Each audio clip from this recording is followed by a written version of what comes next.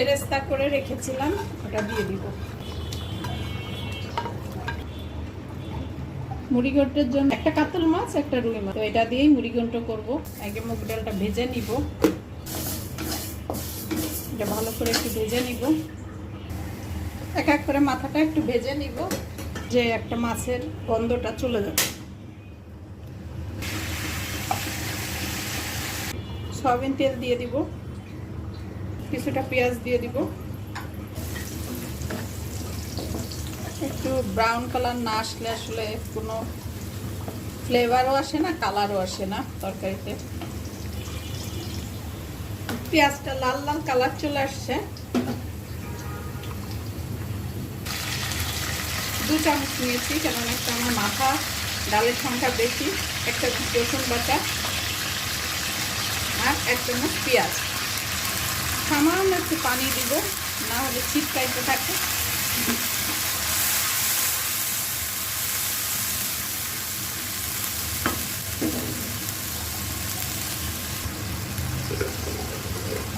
এক চামচ লবণ,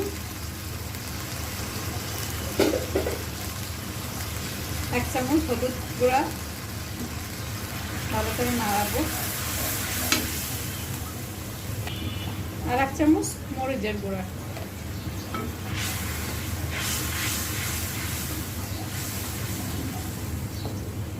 কিছুক্ষণ তেল বের হওয়া পর্যন্ত ওয়েট করতে হবে। কিছুটা জিরা গুঁড়া দিয়ে দেব,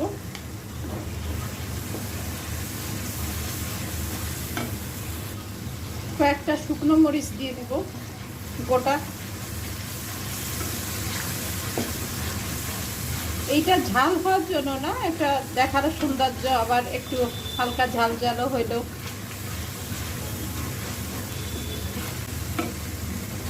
এখন ডাউলগুলো দিয়ে দিব।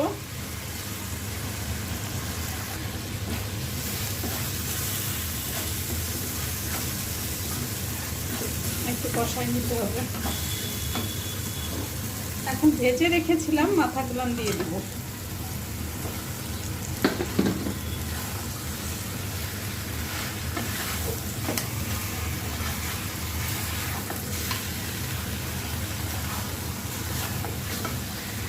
আমার আসলে মাথা একটু বেশি, তো এই জন্য মাছের মাথা বেশি কাটি। ববি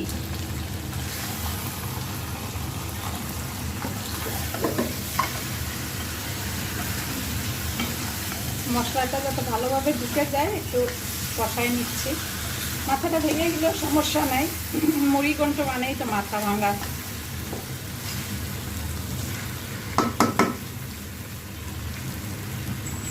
এখন পানি দিয়ে দিব।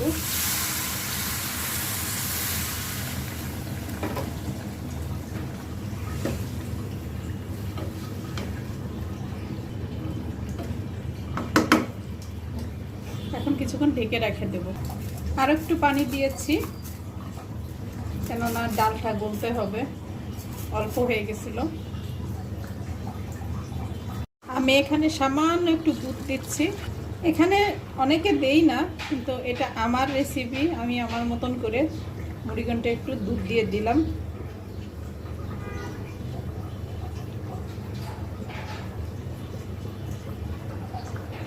সামান্য একটু চিনি দিয়ে দিবেন।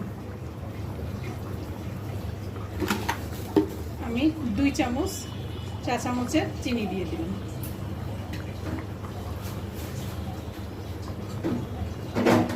বেরেস্তা করে রেখেছিলাম, ওটা দিয়ে দিব। এটার ভিতরে আমি একটু জিরা দিয়ে নিছিলাম।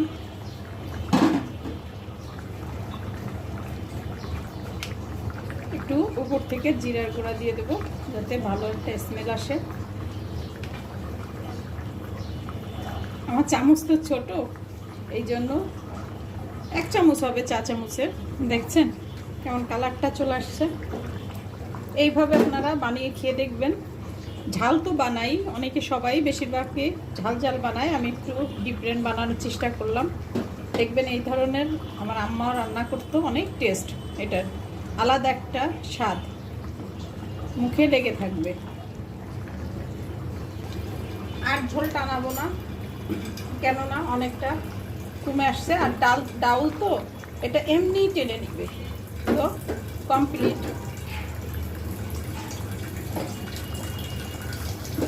অনেকে মাছের মাথা ভেঙে দেয়, আমি আর অতটা ভাঙলাম না, কেননা আমার অনেক বেশি, দুইটা, একটা কাতলা, একটা রুই মাছের মাথা, পুরো কড়াই ভরে গেছে আমারও ভাঙার। ওকে ডান।